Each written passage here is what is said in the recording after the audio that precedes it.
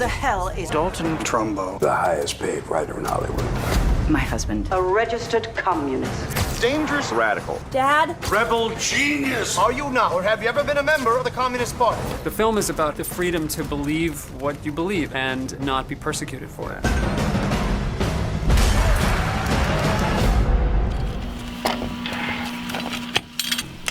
We are in the Steenbeck room of the Wisconsin Center for Film and Theater Research.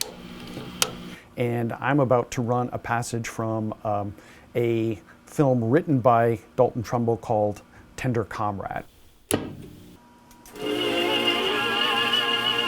The title itself is interesting. Of course, the obvious connotation of comrade as a common greeting amongst Soviet citizens probably didn't help.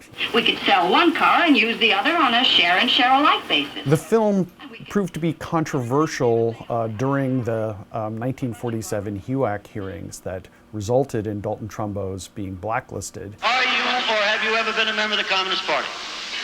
I believe I have the right to be confronted with any evidence which supports this question.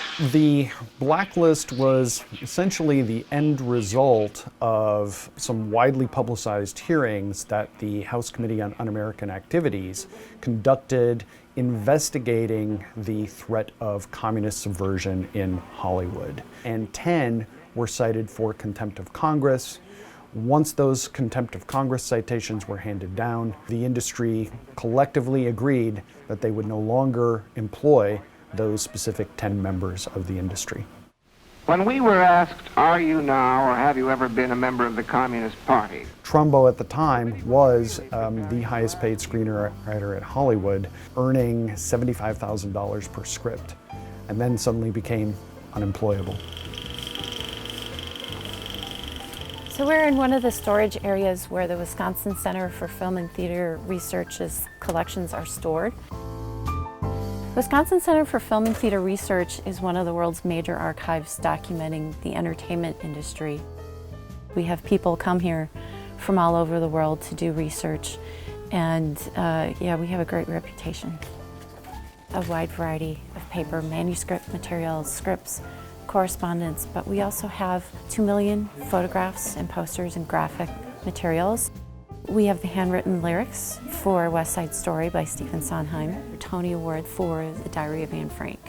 Our sketches from the very well-known costume designer Edith Head. The blacklist ended in about 1960, and the director at the time realized that the blacklist was going to be an important area that people were going to want to study. So they made a point of contacting people who were directly affected by the blacklist, including Trumbo, and asked them to establish collections. One time I won an Academy Award. Well, the children just jumped up and down and shouted in front of that TV screen, but it was anonymous, the award, under another name. It was probably mailed to me, and, well, you know how the mails are. But the children could not go to school the next day and say, my daddy won this, or my daddy did that. Trumbo thought it was a great idea and felt it was a good idea to have his materials here available to researchers. One of the things that we have, which was given to Dalton Trumbo, his subpoena to appear before the House Committee on Un-American Activities. Apparently it's something which is in the trailer, and you just see a kind of pink sheet, but this in fact is the original document. They need to be identified as the enemies they are. What's your position on the blacklist? On it.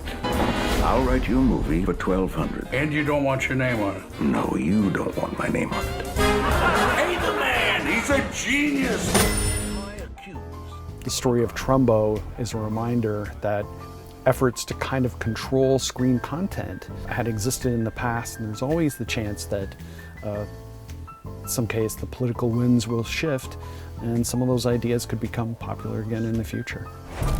The real problem all over the world is this immoral assertion of power over the most private thoughts of men.